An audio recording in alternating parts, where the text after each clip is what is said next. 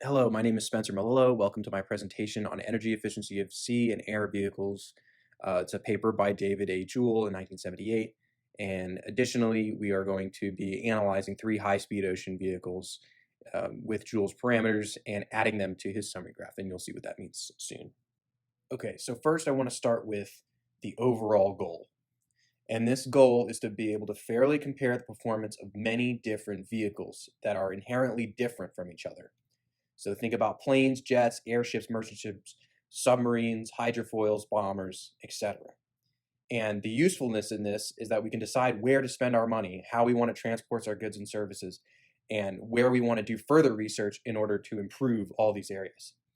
And our main method that is very broad is we're going to compare some kind of energy expenditure to speed. And that's how we're going to rate the vehicle performance, if you will.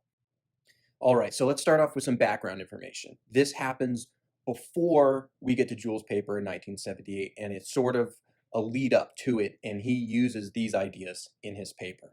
Okay, so right at the end of World War II, Gabrieli and von Karman came out with a paper called What Price Speed?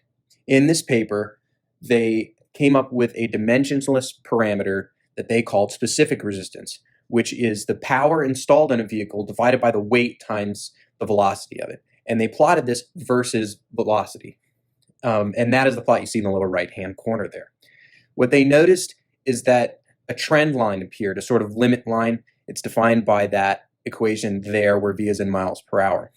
And what this means and what it meant for them is no vehicle can achieve a certain speed without encountering some level of resistance that's related to the size of the vehicle. And this was a pretty sort of amazing revelation at the time, because now we're starting to see all different kind of vehicles, and they all seem to be following this trend line. Now, Jewell was interested in fluid-borne vehicles, so what he did was he took Gabrieli and von Karman's plot and he removed all the land-based vehicles, and that's why you don't see any land-based vehicles in the plot over there. But those land-based vehicles sort of fill up that blue triangular region that you're seeing there, and that's a good segue to talk about this blue triangular region. Notice that it is very vacant and is only filled by the airship. But is the airship that good? I mean, if it really was, it's closer to that line than helicopter, personal airplane, hydrofoils, and even commercial airplanes in some respect. So why aren't airships vastly more popular than commercial planes? And this is something that caught Jewell's eye, and why he's going to eventually improve on this idea later. And the last thing I want to mention is that transport efficiency is the more commonly used parameter, and it's just the inverse of specific resistance. But this is important because if we multiply the lift-drag ratio by propulsive efficiency, we can directly equate that to transport efficiency, and it's a very useful thing. Okay, now let's talk about the interpretations and the modifications made. So the general interpretation of that plot you just saw was that line closest to the JVK line is best. But the problem with it is that we need a direct quantitative way to be able to analyze any vehicle quickly. And so Crew in 1958 solved this by plotting the data in terms of WV squared over P. And that makes that limit line horizontal. But the problem with this is now both parameters are dimensional. So the first thing we're going to make dimensionless is the speed. And our options here are to use Freud number and the coefficient of lift. And if we look more closely, we can see that the Freud number and the inverse square root of the coefficient of lift are directly related.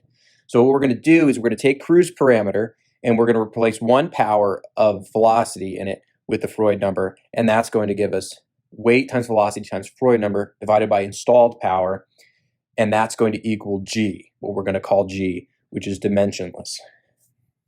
Okay, now we're finally going to get to Jewell's approach, and there's just one more thing we have to add to G because new technology has come out. Jet engines have become very popular.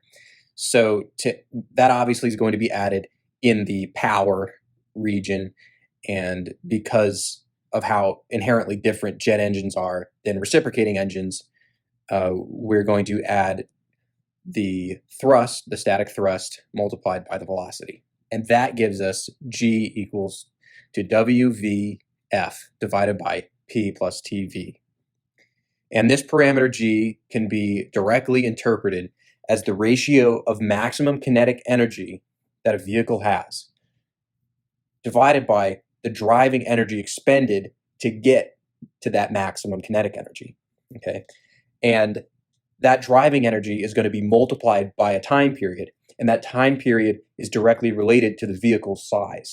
And finally, we'll give G a name, specific energy, and this will be the parameter that Jewell plots against the Freud number to compare vehicle performance. Okay, so now we're looking at Jewell's final summary graph. And again, land vehicles are omitted. So our limit line, which everything used to lie so close to, now nothing's really lying close to it anymore. It's that horizontal line at the top at G equals 200. But also we notice that no vehicles seem to be surpassing this line. So maybe a better name for it, we can call it the standard line. Okay, now there's going to be some other trend lines that appear.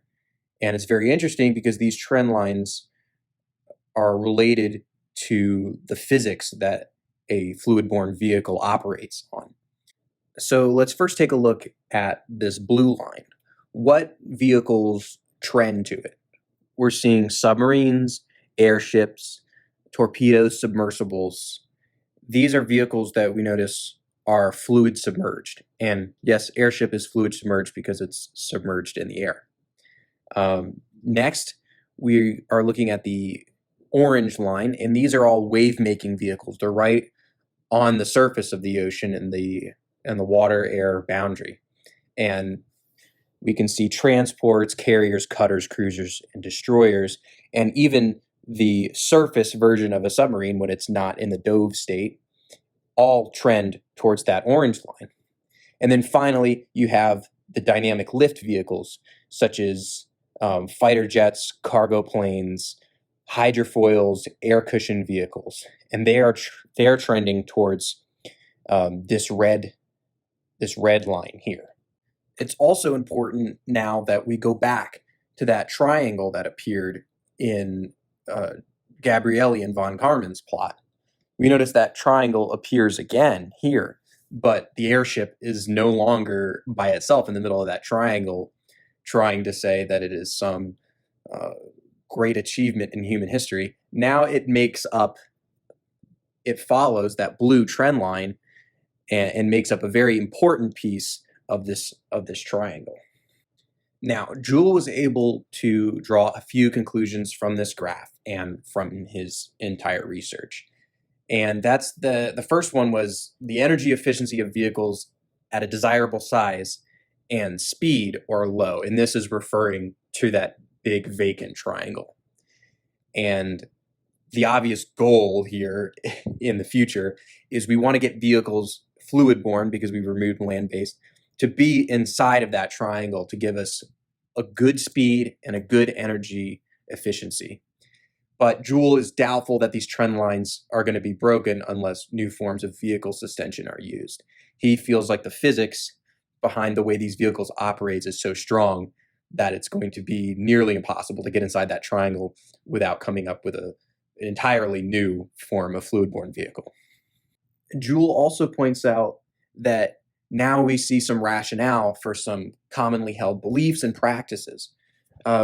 We use big tanker ships to transport most of our goods, or we used airplanes. And this makes sense because let's look at the graph. Where does the merchant ship fall on this graph? It's the transport ship up near the intersection of the blue and orange line. So we have very good energy efficiency, and then the downside is that the speed is relatively low. And then for the cargo plane, we also notice a very similar energy efficiency at a larger Freud number. Jewell also mentioned that previously there wasn't a good explanation as to why airplanes surpassed hydrofoils in popularity because they came out around the same time. But this graph now can clearly show why airplanes surpassed hydrofoils. Another one of Jewell's conclusions is that it's better to be above or below the sea surface from Freud numbers 0.3 to 1. And this is just apparent by looking at the graph in between those two Freud numbers. You see that the slope of the blue line is less steep than the slope of the orange line. And then Jewell also remarked that air cushion vehicles and hydrofoils have similar energy efficiency, and that vehicles in the Freud range from 2 to 5 should be able to be improved, all else being equal, because they seem to be peeling away slightly from their red trend line, which means theoretically we should be able to get them closer to that trend line.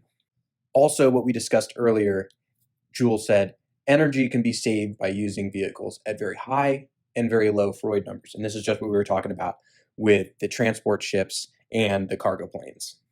And then lastly, Jewell just wanted to affirm the significance of this graph, that this is of direct engineering significance. Okay, so now we're going to go through my vehicle selections. For my hydrostatic vehicle, I'm going with the Flying Dagger 3, which is a large yacht. For my hydrodynamic vehicle, I'm going with what they're now calling the Tesla of the sea, the Candela C8, which is an electric hydrofoil vehicle. And then for my aerostatic vehicle, I'm going with the Christie 8186, which is a hovercraft that you can purchase for yourself and seats around 7. Okay, so now to take you through my vehicle calculations very quickly.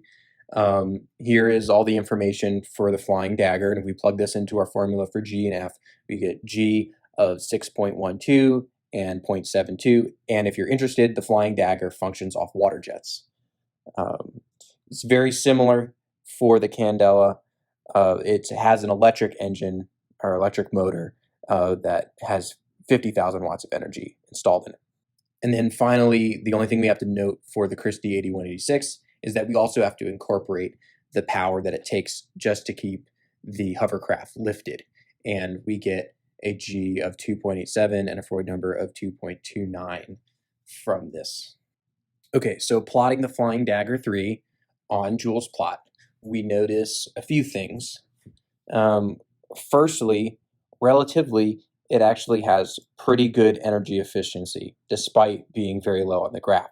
We have to remember that we are plotting a wave-making vehicle, so it should follow this orange trend line, and it does. It is very close, but it is slightly above the trend line, and this is a very good thing. But lastly, I do want to make a note that in this Freud number range, it is definitely better to be a fluid submerged vehicle. Plotting the Candela C8, we see that the Freud number is what we expect, but the specific energy is a little low. And I come up with a few reasons why this might be. It could be because it functions off electric power, and it was hard to get a great energy efficiency with electric motor. And then maybe in the market, to be competitive, it had to come in at a certain price point, and making it way more energy efficient may have driven the cost of the boat way up. But the last thing I want to note is that it is closer to its group curve than the Christie 8186 is. And so now let's talk about the Christie 8186. The Freud number, again, is normal for its type of vehicle, but it has a very low specific energy compared to the rest of its group. And again, this low specific energy may be a consumer cost thing. And we may also have to realize that not a lot of money was put into trying to make this hovercraft very energy efficient. Because if you're in the market for something that can go over land and sea that's in this size range, it may already be competitive because it's satisfying those niche needs that many other vehicles cannot satisfy. And so extra money spent to try to get this specific energy down would probably not be in the best interest of the company. And that concludes this presentation. Thank you.